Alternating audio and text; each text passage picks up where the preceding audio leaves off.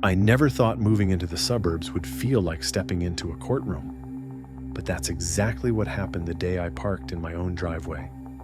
My name's Alex, 35. I'm a high school teacher. I saved for years to buy a small but decent house in Crestwood Meadows. It wasn't fancy, but it was mine. 3 bedrooms, a patchy lawn I planned to fix up, and a wide concrete driveway that sold me the moment I saw it. I imagined basketball games with my nephews, washing my car on weekends, a piece of normal life. But then came Margaret. No one called her Margaret.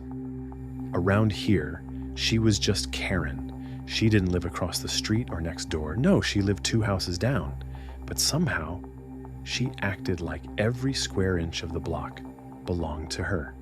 Pastel cardigan, sunglasses even when it was cloudy, clipboard like an extension of her arm, and a smile that wasn't really a smile at all. The first time I saw her, she wasn't welcoming me. She was photographing my driveway. It was my first Saturday in the house. I had friends over helping me move furniture. My car was parked halfway in the driveway. Moving truck pulled close behind. Nothing out of the ordinary. Or so I thought. That night, taped to my door, was a letter. Notice: unauthorized use of driveway. Fine.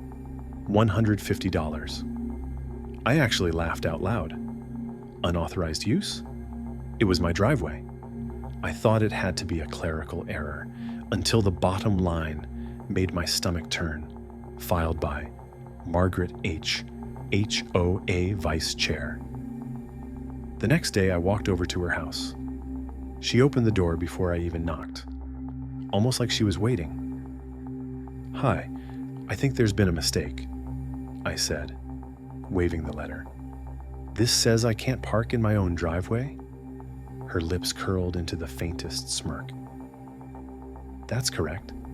Driveways here are for short-term use only.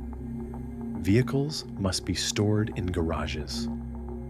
"Garages?" I repeated. "My car doesn't even fit in mine." "Then perhaps this neighborhood isn't a good fit for you." The way she said it, like a knife dipped in sugar, I walked away shaking my head. I figured that would be the end of it. It wasn't. Within a week, more letters came. Driveway clutter. Basketball hoop leaning against garage. Fine. $75. Driveway stains. Oil spots visible. Fine. $50. Driveway blocking neighborhood aesthetics. Fine. $200. She wasn't just making things up. She was inventing them. I tried ignoring it. But then she pulled a stunt that crossed a line I couldn't ignore. One evening, I came home from work and found Karen standing in my driveway. Not the sidewalk, not the curb, in my driveway. She was snapping photos of my license plate. I pulled in behind her and rolled down the window. "Excuse me, what are you doing?" "Documenting violations," she said flatly.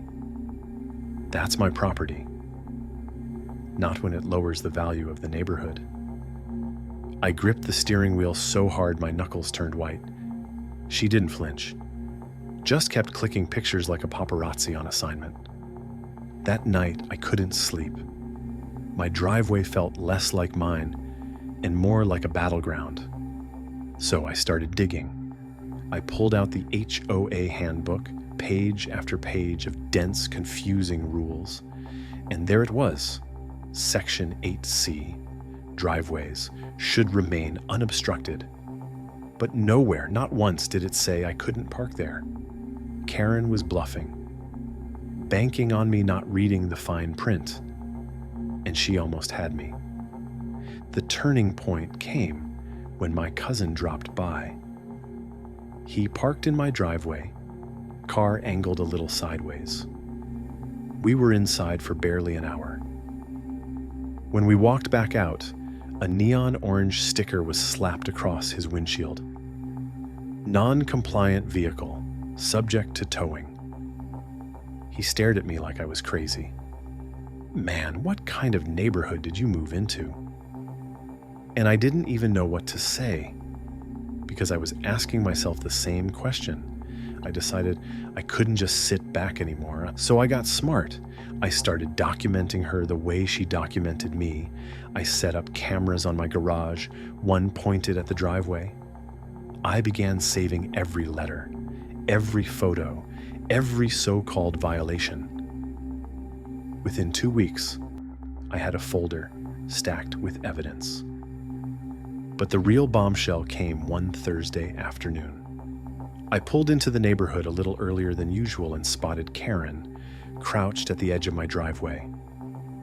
Clipboard in one hand, chalk in the other. She was drawing cracks, fake cracks, tracing faint lines into my concrete like she was marking up a crime scene. And as soon as she finished, she took photos. That's when I knew. This wasn't about rules. This was personal. I confronted her. "Karen, what the hell are you doing?" She jumped, then straightened up like nothing was wrong. "Your driveway is deteriorating. Another violation." My jaw clenched. "You just drew that." Her eyes narrowed, voice dropping to a whisper. "Careful. People who fight the HOA don't last long here." A chill shot down my spine. She walked off, scribbling on her clipboard. And me? I just stood there, staring at the fake crack she'd etched into my concrete. That night, I put everything together: photos, recordings, video of Karen drawing the crack.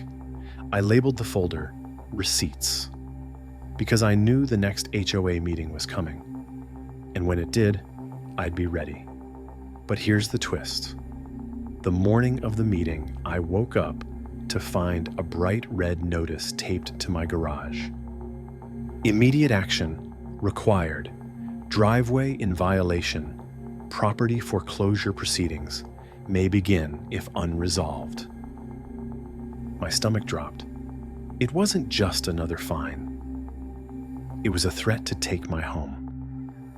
And at the bottom, written in sharp, looping penmanship, signed by Margaret H., HOA, Vice Chair, Acting President. The red paper shook in my hands. Foreclosure. That single word nearly knocked the air out of me. They weren't just threatening fines anymore. Karen was threatening my home, my future. And she signed it like she'd just delivered a death sentence. For a second, I just stood there in the morning sunlight, staring at the notice taped to my garage. My driveway looked the same as always, solid concrete, my car parked neat and straight. But now, because of Karen's lies, I was supposedly in violation of neighborhood standards. I thought of the hours I'd spent saving, the late nights teaching extra classes, the years of telling myself this house would be mine forever. And Karen thought she could take it away with a single sheet of paper. That was the moment I snapped. The HOA meeting that night was my last chance, but I wasn't going in blind. I gathered everything, every letter, every fine, every false notice. I stacked them in order, highlighted the lies, circled the contradictions. I charged up my laptop and loaded the footage from my driveway cameras. Videos of Max the golden retriever snoozing while Karen scribbled fake complaints. Videos of her sneaking onto my property, chalking fake cracks into my concrete. And then the crown jewel, a recording of her whispering, "Careful. People who fight the HOA don't last long here." Receipts, all of it. But I didn't stop there. I called my cousin, the one who'd gotten the neon orange sticker slapped on his car. I called Linda, the neighbor who'd seen Karen measuring my lawn with a ruler. I even called Mr. Brooks, a retired lawyer who once chaired the HOA board, and asked him to come sit in. This wasn't just going to be a meeting. It was going to be a trial. The room was full that evening, folding chairs lined up in neat rows, neighbors whispering, papers in their laps. Karen sat at the front table, clipboard in her hands like a weapon. Her pastel cardigan was draped over her shoulders, pearls around her neck, lips curled in smug satisfaction. She looked like a judge about to sentence me. When she saw me walk in with my laptop bag, her smile twitched, just for a second, but it was enough. The meeting opened with routine business, a landscaping budget, pool maintenance. Then Karen leaned into her microphone. Before we close, there's a serious violation we must address. One that threatens the integrity of Crestwood Meadows. All eyes turned to me. Karen lifted her papers like a magician about to pull a trick. Homeowner at 112. Crestwood has repeatedly violated driveway ordinances. Multiple notices have been issued, fines ignored.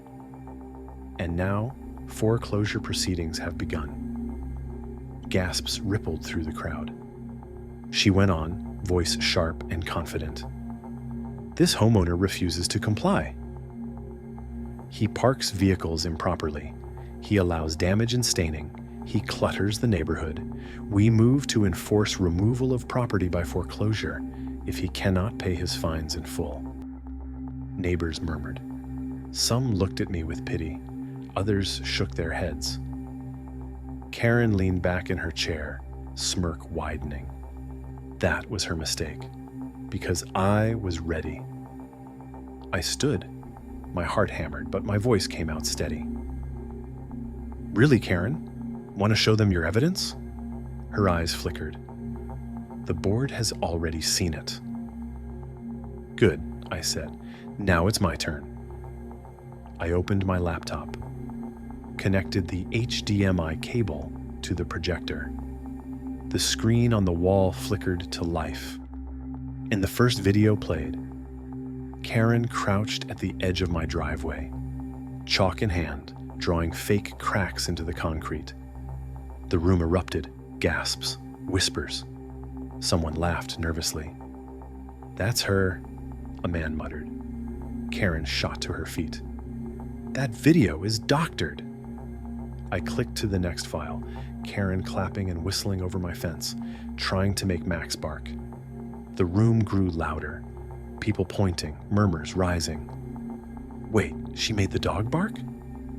She's setting him up. Karen's face drained of color. I clicked again. Her voice filled the speakers. Careful. People who fight the HOA don't last long here. Silence thick, heavy. Every neighbor turned to stare at her. I spread my hands. This is your president. This is who you're trusting to run our community. Then I pulled out the letters. I passed copies down the rows. Notice of violation. Driveway blocking neighborhood aesthetics. Notice of violation. Unauthorized vehicle parked. Notice of violation, foreclosure proceedings. Each one more ridiculous than the last. Dates didn't match. Fines contradicted each other. Some notices were written while I wasn't even home, proved by time-stamped footage. Finally, I looked to the back row. Mr. Brooks? The retired lawyer stood, adjusted his glasses. His voice was calm, but carried weight. These violations are fabricated. The bylaws make no mention of banning driveway parking. In fact, they specifically allow it. These fines are baseless, and foreclosure? Completely illegal. Karen stammered. That's not true. Actually, he interrupted, it is. I wrote the bylaws 20 years ago. The room gasped again. Karen's face crumpled. That's when the officers walked in, the same ones who'd come to my door weeks before. This time, they weren't here for me. One officer stepped forward. "We've reviewed the evidence. This woman filed multiple false reports and trespassed on private property." Karen tried to grab her clipboard, but the officer gently took it from her hands. "Ma'am, you'll need to step outside." The room broke into claps, then cheers. Neighbors stood applauding. Some shook my hand, others patted my back.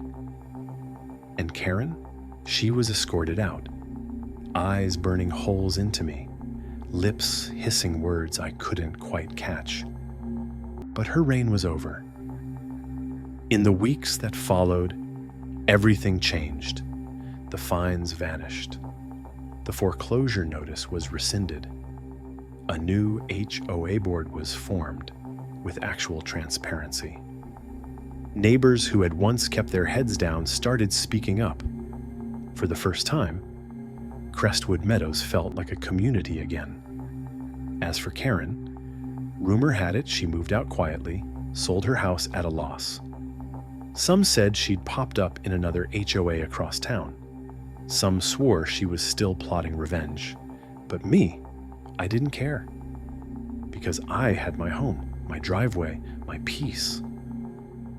And the satisfaction of knowing that when Karen tried to take it all away, I had the receipts.